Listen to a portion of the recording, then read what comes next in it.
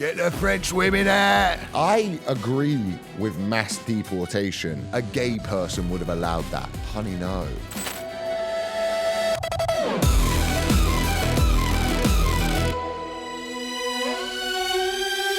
Welcome to the Steel Show. It is good to be here in now a united kingdom. Don't you feel united after that march? I feel so united, so patriotic. I had a lovely day on the Saturday where Tommy Robinson's march was taking place in London. When my day started, I had to go do Fight and Talk uptown, a radio show. I had to get up there quite early because I hadn't written any of the jokes. Not that I would never do that for this show. This is all written so in time and not on the train on the way here. And I'm going there and I'm starting to see the beginning of the march. And there's this great thing, I think, with London, where you see that there's like a far-right Tommy Robinson march, a left-wing Palestine march happening, and you really know you're from London when you see this all taking place in one day and go, oh, the Jubilee line's going to be a nightmare. You can come from anywhere in the world, and once you've assimilated to London, you realise that's what it is. You're not annoyed at these things because of the political matter.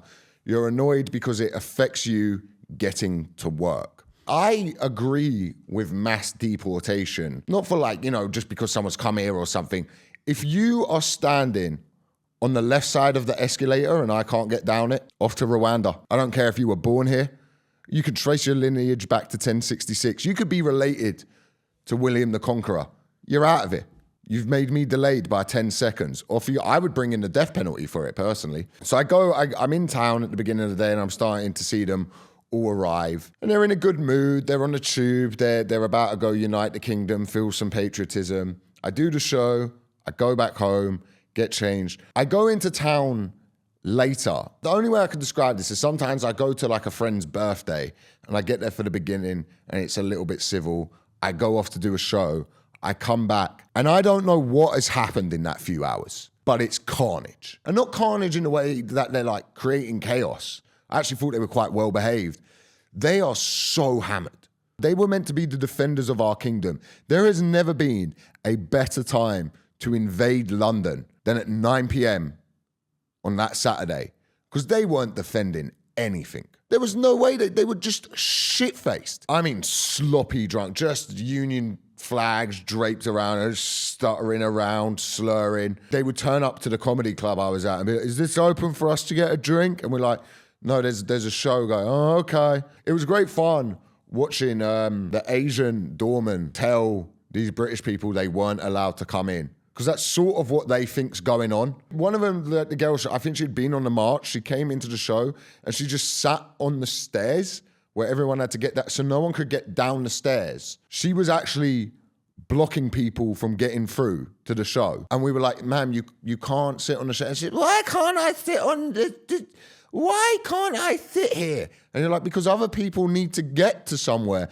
And I don't think there's a better sort of metaphor for what these people are doing. They're moaning about the lack of freedom while blocking people's freedom to go watch something. I saw some clips of the march. It seems to be a big mess of everyone's got different points. No one has a clear idea. It seemed very badly organized. It's mad that I'm not going to attack it from a political stance. I'm going to actually attack it from running the show stance. There was no cohesive effort for anyone to know what the fuck was going on.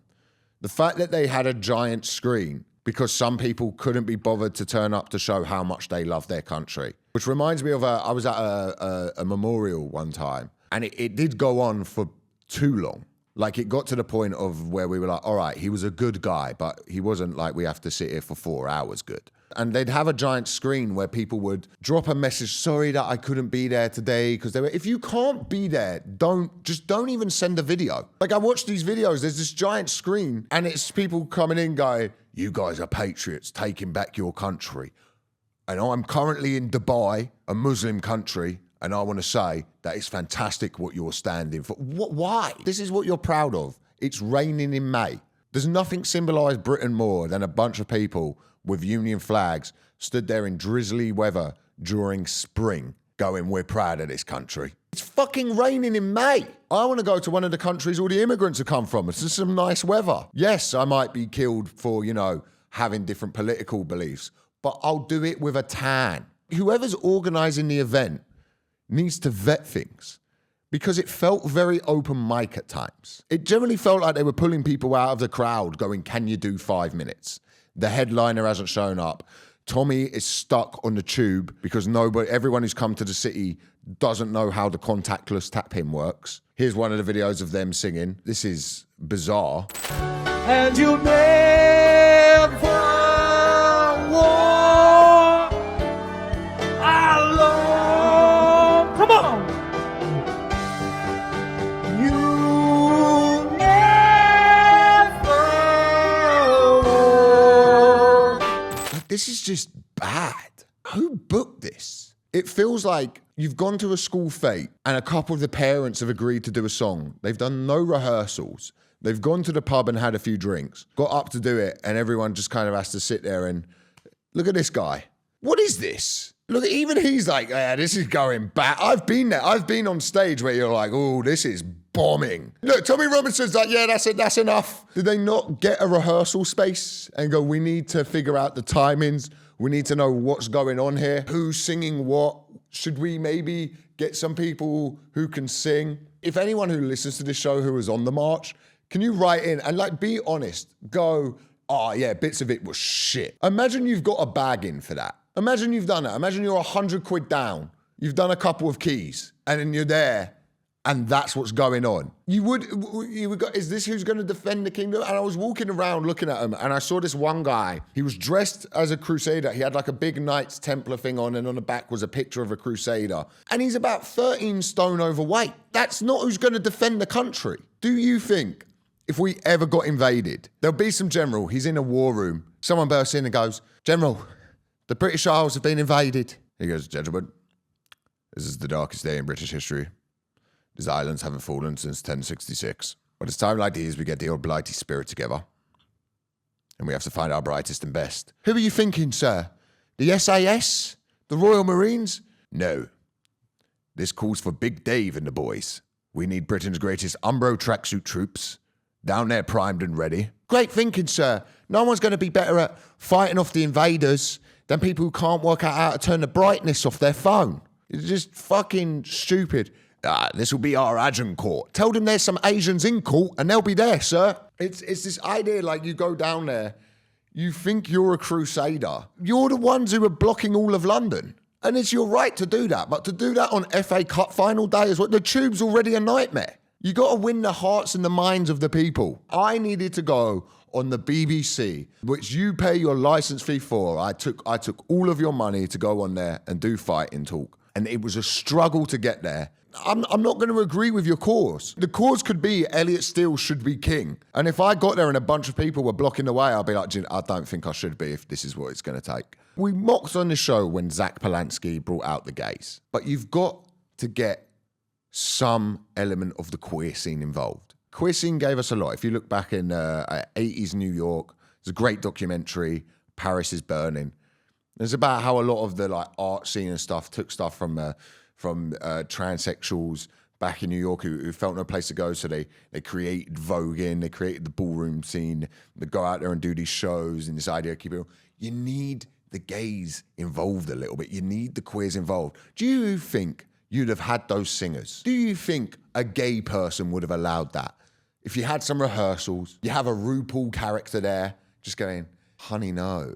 Okay, firstly, if we're going to have a Union Jack suit, it's got to look good. It doesn't go with the skin tone.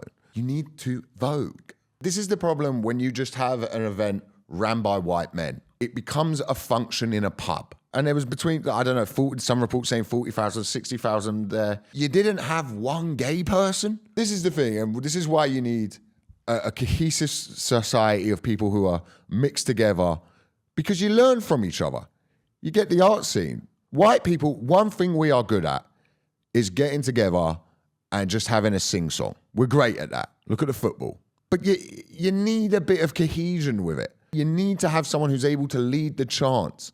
And this is what these people are doing. They don't really know what they're mad at a lot of the time. I think they've just heard a lot of words and they then use the words in the wrong way. Like these people here, these people are mad they couldn't buy alcohol from Tesco. This man is screaming that Tesco, it's a two-tier system because he wasn't allowed to buy some Stellas. The law does not override the business to sell alcohol to people. Bullshit, satellite, this two-tier shit, you don't know it. Get fucked. What's the point? The Muslims are able to go in and buy beer. Do you know who's always buying beer from Tesco? The Muslims, famously. That guy's just heard the word two-tier and now applies it to everything in life. He doesn't actually know what that means. And you can't say it's two-tier policing when you're being allowed to do the march that you're saying you're not allowed to do. You can't turn up there with a union flag, there's massive screens, and go, yeah, we're taking our country back because they're not allowing us to do this, when you are in fact doing it. Oh, well, these lefties, they get better prices on club cards. When lefties come in and they show a free Palestine badge, they actually get lower price on a hoisin duck wrap, McCoy crisp, and a Diet Coke. They wouldn't buy a Diet Coke because you're meant to buy the Gaza Coke, but you can't get it everywhere. And as a fan of a Diet Coke, you know, as much as I want a free Palestine, I also want a low-calorie drink. It's a hard decision. I am the true victim in all of this. The main thing that I saw Tommy Robinson say was that you've got to go out and vote. Couldn't you have just printed some leaflets? As a show goes, there was no effort to make it look good. During your rally, you shouldn't have the main speaker everyone's there to see just going, kill the fucking mics. Kill the fucking mics. They're tone deaf. They're fucking tone deaf. Kill the mics. You've got to have a call sheet. Everyone knows where they're meant to be. They're on singing. I'm going to go off side stage, go through my notes. And the other thing, they did like a little comedy sketch. There was a comedy sketch by 3 French women. This has gone round all week where they've come out in the carbs. This is it.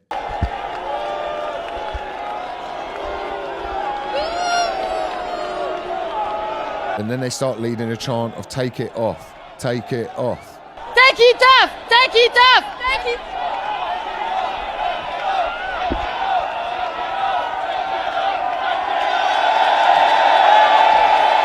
You know they're bombing. This is like when an MC's gone on after a bad act and they're having to go, no, guys, come on, give it up. You guys excited? The vibe in the room is going. You're losing them.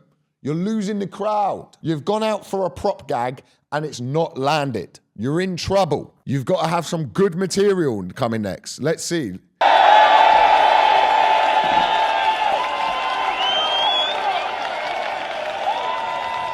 It'd be so funny. Imagine the crowd started chanting, put it back on, put it back on. They had the chance to do the funniest thing ever there, which was then start chanting. Look, she can't even get it fucking... No rehearsal. Zero rehearsal on this. You're reading off your fucking notes. You couldn't have memorized what you had to say. You're going to go out there and say, we don't want to be sexually assaulted. That's what she's talking about. We want to feel free to walk down the street without sexual assault. You couldn't memorize that? It means so much to you. You couldn't just fucking say that? I'm telling you, as a comedian, when you're doing new material and you read from your phone, you lose the audience. You've got 60,000 people there. The biggest gig of your life. You got 5 minutes. You got to go out there and smash it. Zero rehearsal. And I know this is the weirdest angle to take with this, that I'm mad at the lack of performance skill in these people. But this is what right-wing art is. It's a bunch of people who don't know how to perform. And this is what the future is going to be if they get in charge. We see what happens when you just have full-on right-wing, like, yeah, Zach Polanski, he brought out the gays, but fuck me, they had moves, choreography, they'd rehearsed it, they knew what they were doing. I thought it was a bit cringe, but I didn't at any point say that they weren't good. What is it with France, okay? You think the French going out there, they would have some idea of performance. This is the people who created La Haine, for fuck's sake. It is going to be in black and white to show that the art of these people's lives is gone, that there is nothing there. French are coming out. And what do? They struggle to take off a niqab. Just mocking Islam, by the way. The whole thing is that, like, Islam, these people are being persecuted. These women don't have dress, and then they go out there and just take the piss out of them as well. I'm all for comedy punching it in whatever way it wants to punch, but you got to make it fucking good. They had got me to write on that. First thing we'd have done, month out, writing workshop. What's a good opening gag? Why don't we, when we take off the niqab, we do like a Russian dolls thing? The smaller woman in it, and they keep taking the carbs off. There's loads of carbs. It's a Russian doll thing. That'd have been fucking great. You're in a writer's room. It's like it's SNL. Lorne Michaels is there. You're going through stuff. You do a few dry runs. Then you do the dress rehearsals. You get an audience there. Let's get used to being in front of people. No, none of it. And this is the future that these people want. What kingdom is united here? Everyone who's seen that sketch has gone, this is shit. This is a great encapsulation of what it is to be British. It's a little bit naff. We stood in the rain watching a GCSE level performance. People who aren't going to pass the grade, by the way. If you saw that in your kid's school play, you wouldn't even bother taking a photo of your kid being there. You'd lie and say your kid was one of the other kids doing a good performance. Graham Linehan loves you guys. Why did you not get him in? Whatever you think of Graham Linehan, fucking phenomenal writer. Get him in to do a sketch. You don't use your resources. Jeremy Corbyn, he had Stormzy doing stuff. He used the resources that he had. Now, here's what I'm going to say. It looks to me like you've got a lot of backing and you've spent it all on Stella. You never blow the budget on the catering. Right wing, my God, could you imagine the fucking food at the amount of pork pies being consumed? That's just what this is. It's the biggest rally of pork pies ever assembled. It's embarrassing. I'm embarrassed that you've got my flag there and that's the show you give. Look at Carnival in Brazil. Brazilian flag, everyone comes out, dancing, having a good time, amazing dress sense. You guys haven't even gotten the carbs that fit well. Do you reckon they ordered the carbs online or they had to go somewhere and like walk in and be like, hey, we're doing a sketch that's actually taking the piss out of your religion and your beliefs. What size do you think would fit these women? And they just show a photo. What size? And the guy in there probably was like, oh, I'm going to fuck them over. They couldn't even get them off properly. If you're going to take it off, have like a carb striptease. You could have done a whole like little showing a bit of ankle thing. That would have been fun. That would have been a funny sketch. It just goes to show you needed a man there to do some comedy. I'm going to take an even more right-wing angle to piss you all off. That's going to be my angle. You can't just have the women doing the comedy. You got to have the men there. Balances it out. You got to bring out Roy Chubby Brown. Get him to do 10 minutes of his horrific material. But the guy can structure a joke. You get this sometimes. You get someone who wants to put on a benefit for like a cause, and they get too involved. And they come to you as a comic and they're like, we're going to have singers, we're going to have talkers. And you go, look, either do that or run a comedy show. Have comedians go out and do their sets. And they always want to do it in a weird venue. You're always like, don't do it there. You're not going to sell any tickets. And they're like, no, I know best. And this is the outcome. I'd have been embarrassed if I was waving a Union Jack out. I'd have quickly put my Union Jack down and got a Palestine flag to make it look like that was that would have been the move. Get everyone to have flags of the countries you don't like and don't want to have it represented anymore. Have all of those flags. So then when we see the clips of it, that's what we think the comedy from that area is. That would have been my move. A whole like double agent thing. There's no point to any of it. You've just gone there for a piss up in the rain. The World Cup's in 2 weeks. You can wave the flag. You think the kingdom's going to be united in 2 weeks? English people are going to get up at 5 a.m. to hate watch Scotland against Haiti. What a united kingdom. People from 300 miles away hoping the other team fails. That singer is a guy named Ricky Doolan who's a minister. Why? Get someone who can actually sing. You've got to get, not just some dad to get up and give it a shot. If anyone got paid for that, they should be fucking ashamed. Do you know, like, remember a few years ago in COVID when everyone was like, save the arts? Don't save it. Let the arts crash and burn if that's what we're creating. The arts should burn. I'm happy for my entire scene to go to fall to shit. The real winners of that day were all the drug dealers of London. They must look at that coming along like it's Christmas. They've got that, then a World Cup. Oh, business is booming. I don't know why alcohol has to be such part of the protest, and I don't even know what the protesters are getting. A lot of people that we just want to be proud to be British. If I went there to be proud to be British, I would immediately come away not proud to be British because of the entertainment on display. You look at Carnival, there's food going on, good music, people are having a good time. People are drinking at that. It seems like fun. That's sad British drinking. Beers on the train drinking. And I love a train beer, but there's a sad thing to that. To be fair, they didn't cause much of a ruckus, it seemed. I didn't see they were fighting with the police or anything like that. If anyone went to that, please can you write in and tell me what the entertainment was like? I'm genuinely curious. At what point did you realise you'd spent money on a train ticket and a hotel and it was a waste of time? I've been on protests before. The entertainment is always bad. You need a right-wing Ant and Dec to host it. People can keep the energy going, not someone who part way through. Tommy Robinson telling you to fucking go. I'll go on there. I'll do 10 minutes of comedy at the Right Wing March. Go out there, do my old tiger routine. Get the crowd going with that. Bit of MCing. What do you do, mate? I'm currently unemployed. Okay. What do you do, mate? I'm currently unemployed. What do you do, mate? I'm currently unemployed. Crowd work in the Right Wing March. Give us a cheer if you're drinking. Ah! Who is proud to be British? Ah! That's all you got to do. Here's your next act. 3 women from France. Boo! They come out in the carbs. Not even booing in the carbs, just booing that they're French. One of the funniest things I've ever seen. This is why you got to be careful booking comedy acts from the continent. Me and my friends, we were at a hotel on holiday, and the reps found out we were comedians. Found out what we told them. We drop it at any moment. And they were like, oh, we're actually doing a comedy night. Would you guys come and watch? And we all go because we thought it would be awful. And it lived up to every expectation we had. And at one point, they come out and they were pretending to be Japanese. The whole bit was they were pretending to be Japanese. They were wearing nappies, doing the eyes, and then did a whole thing where they were going, Mitsubishi, Toyota. That was the, arigato. And then pretended to commit harikiri on stage. And that was the sketch. That's the kind of talent you're booking when you book a comedy troupe from the continent. When you're doing these marches, you've got to have a message that's clear and conveyed. The Free Palestine March is in the name. Free Palestine. Stop the people of Palestine being bombed.